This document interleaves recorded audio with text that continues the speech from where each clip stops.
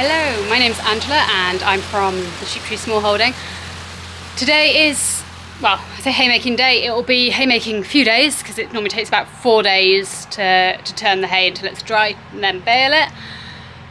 It is warm, it is humid, it's muggy. I'm hiding in the back of the hay barn so that you can hear me because Chris is currently on the tractor, which is the Massey, and he is mowing the half of the first orchard that the sheep are not in. The grass is long. So I will endeavour to get you some interesting maybe footage of haymaking this year. Chris's dad is also around, but we have forbidden him from doing anything too strenuous because literally this day yesterday last year he had a heart attack in our shed, the shed I'm standing in. That's Chris close by. Anyway, I'll get out there and get you something to watch.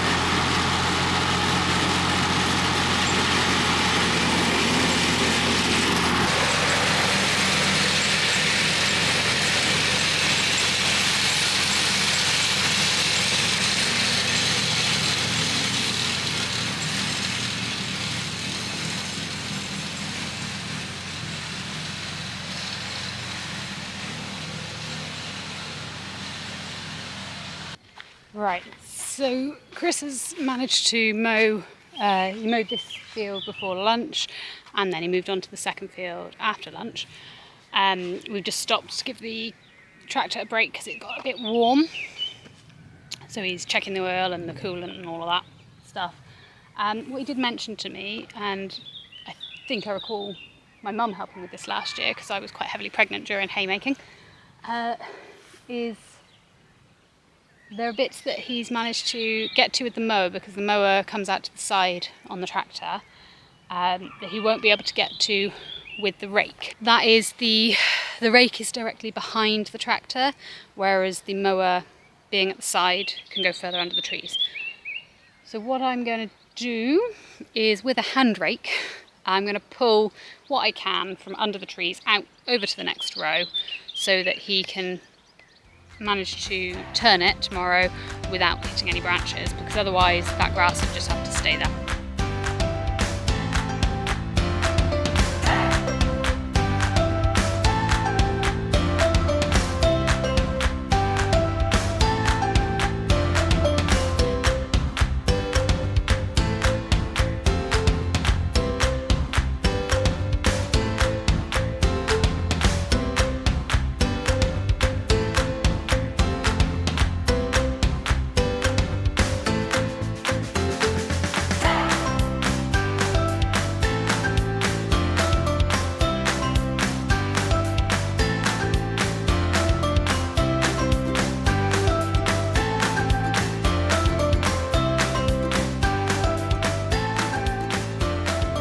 Okay, here I realise I forgot to do a talky bit. Start of day 2 of haymaking, and Chris has started raking the grass. And that is, he is moving it so that it will dry out.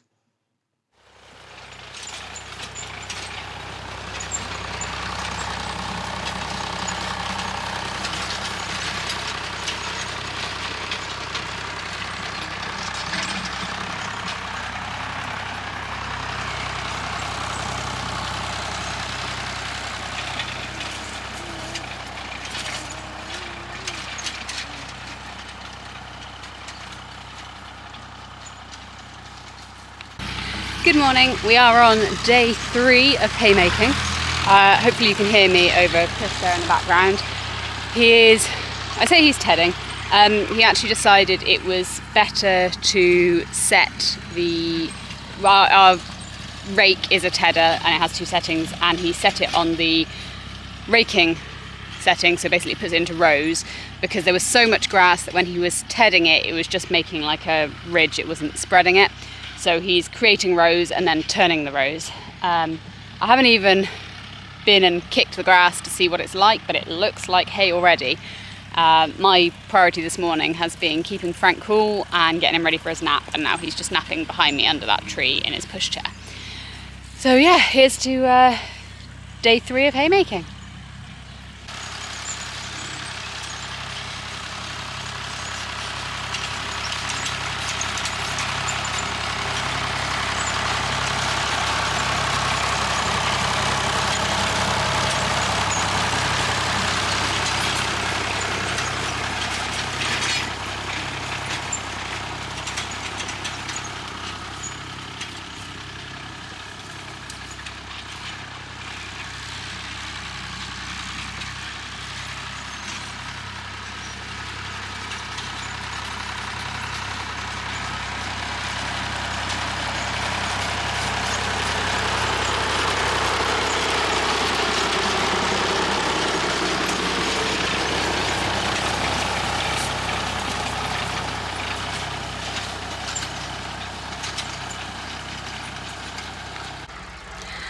Hey, and we are on day 4, I believe, of haymaking.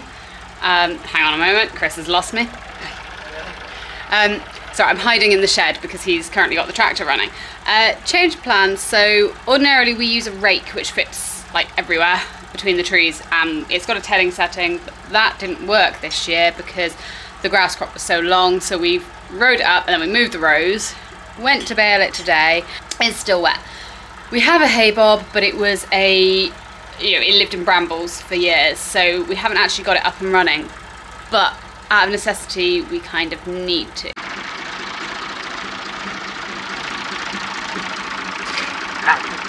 The time there.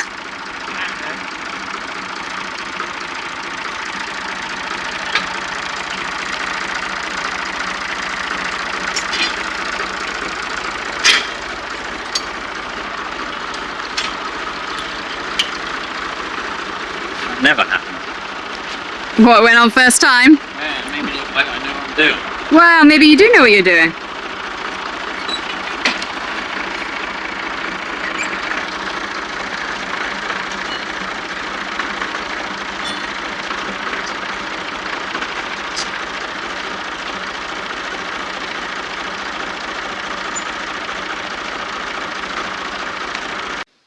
Right, Chris, so we're on day 4 of haymaking, and how's it going? Well, it rained last night and scuppered us really, but there we go. Yeah, we had a summer storm. I've got to spread it out again. The rake, which has done great for us the past few years, isn't doing very good this year because the crops are thick. So this has been sat in the brambles over there for quite a while. Hello, Mr. Saurus. Hi. Hi. So I really want to try and get this going. I haven't bothered before because the shaft was too close to a bonfire, got melted and then seized. So I didn't think I had a shaft and I didn't really want to buy one. And then I remembered yesterday while running it up that the baler one is long enough. So I've robbed that, put that on there. I have no idea how to set this up. There's all sorts of different settings going on here. I'm assuming that they're all supposed to be in the same hole, but also the person who was using this last might know more than me, so we're just going to leave it. And we're just going to see what happens. At this point, something's better than nothing, basically. Pretty much. We need to... What's happened is the big lumps round the trees, because there's so many trees in this first orchard here that are quite close together, there's a lot of shade, and you've gone round them to gather it all up, and so it's pushed like 2-3 rows into one, and it's just too big a chunk and it won't dry out. So I've got to fling it out, and this is what this is designed for. So we will try it. But I will take it at the top end of the orchard there before I fire it up because bits might go flying. I have no idea. Cool. We won't follow you. Exactly. Film it from afar in case bits. That's what Zoom's for. Yeah. Right. Put my hat on in case it does work. Yeah. And get cracking. Try it.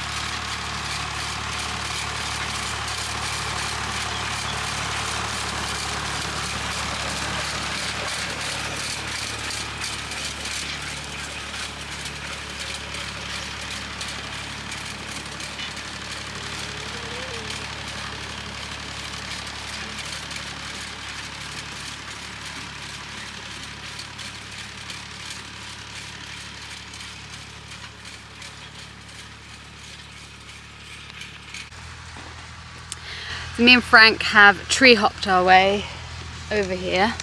Better not wake him up. Because it's hot. It's like 34 degrees Celsius and we're British and we melt in the sun. So we are hiding under an oak tree and Chris is out in the heat of it on the tractor heading. He's just coming towards us.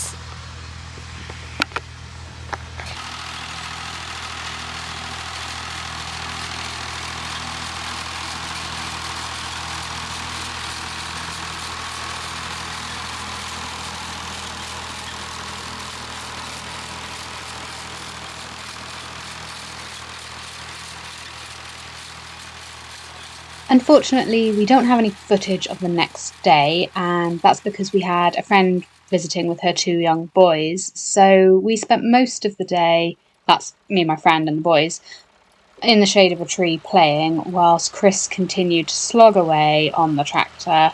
And this day was spent with the rake back on the tractor, and he was rowing up ready for baling the following day. And then we have the first bale being made, I believe, and then he ended up spending the entirety of the next day baling.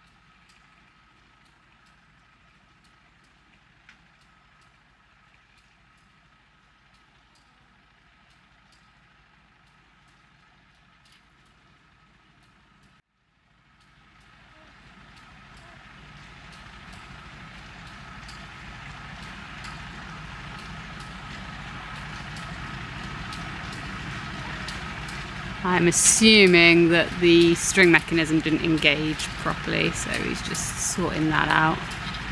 And then hopefully we'll have the first bale of Haymaking 2026.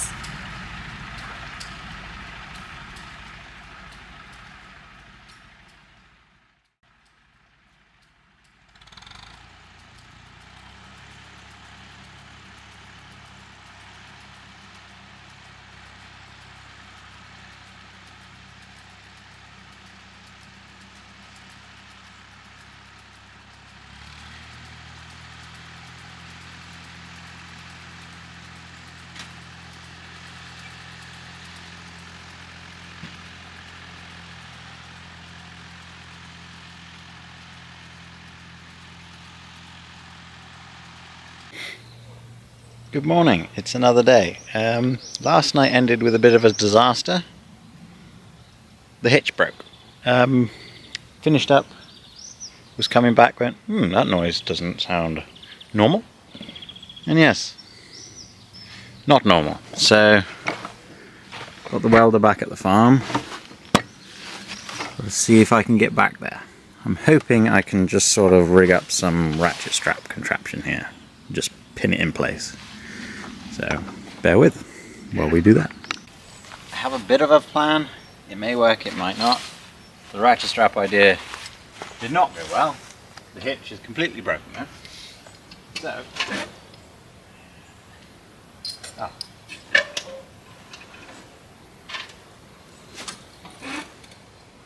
keys make everything work better.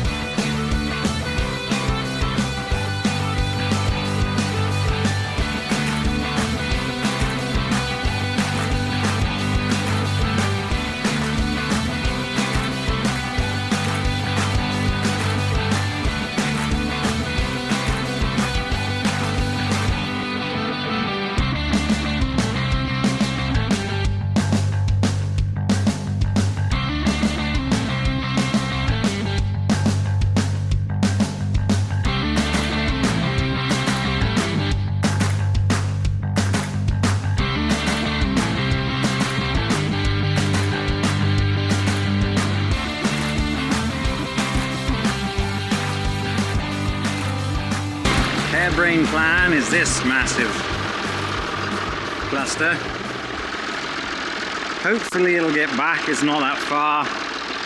I've got the stand on the lowest setting just in case it falls, so it's not going to fall far.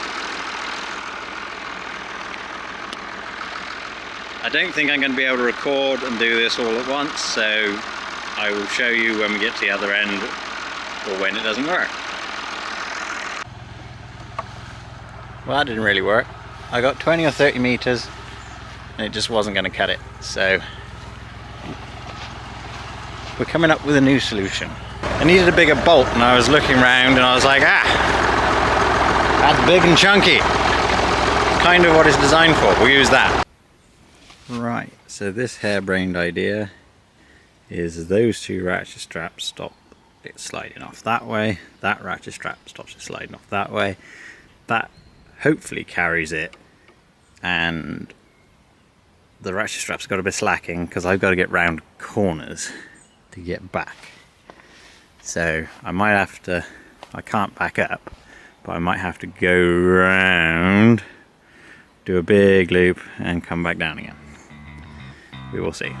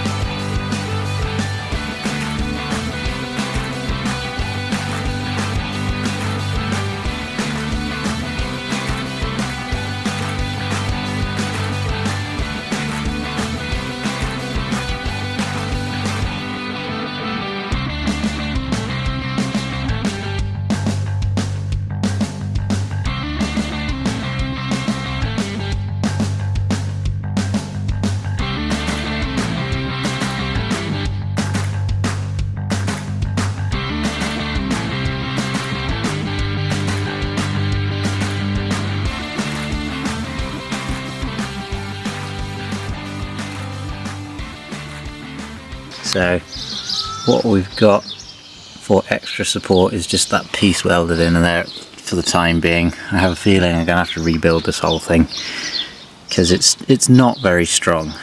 It's only utilising this edge instead of like the whole thing.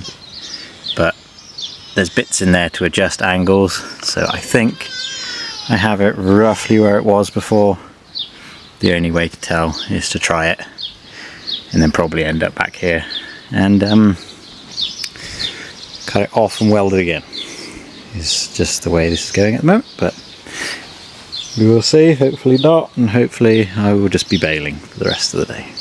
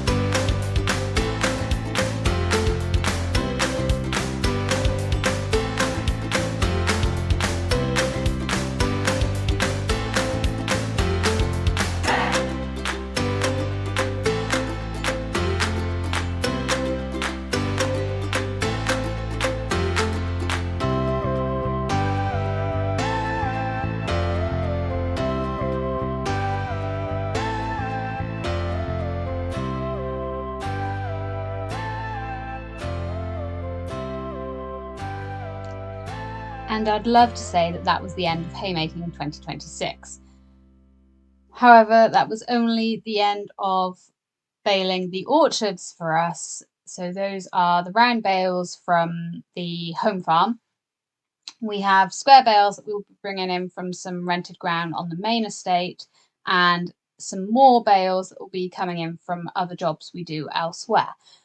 But it is the end of this stint of haymaking, and I think both Chris, his dad, and myself are very relieved. It certainly wasn't without hiccups, but Chris managed to fix the broken baler, and we managed to get the bales in this heat.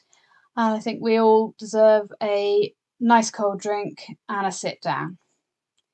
Thank you for watching, and hopefully we'll see you again next time.